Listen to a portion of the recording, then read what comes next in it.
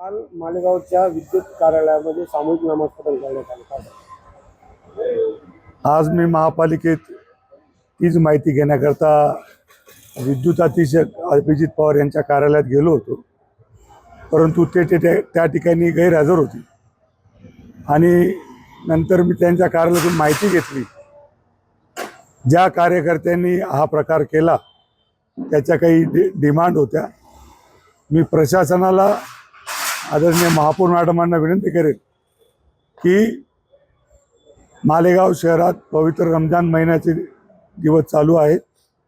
नागरिकांच्या ज्या काही छोट्या छोट्या समस्या असतील त्या तात्काळ सोडवण्याचं काम करावं आणि नागरिकांनाही आवाहन करेल की आपण या शहराची शांतता भंग होणार नाही याची काळजी करावी.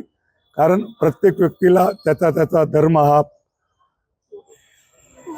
त्याचं धर्माविषयी प्रेम असतं, परंतु ते व्यक्त करण्याची ही जागा नाही.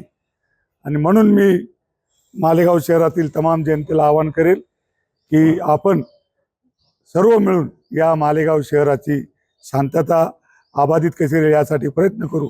आणि जे काही छोटे मोठे विषय असतील ते जर विभाग प्रमुखांकडून सुटले नाही तर आपण आयुक्त महोदय आणि माननीय महापौर महोदय यांच्याकडे मांडावीत अशी मी विनंती करतो. घडलेल्या प्रकाराबद्दल तुम्ही काय म्हणाल? नामांकन शासकीय कार्यालयात करणे योग्य आहे?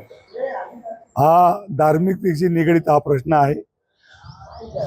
मी आणि आमचा पक्ष याचं राजकारण करू इच्छित नाही, म्हणून हा प्रशासकीय बाब आहे. हे होणं अनुचित आहे, हे व्हायला नको होतं, परंतु घडलं. त्यावर प्रशासन काय ते योग्य निर्णय घेईल.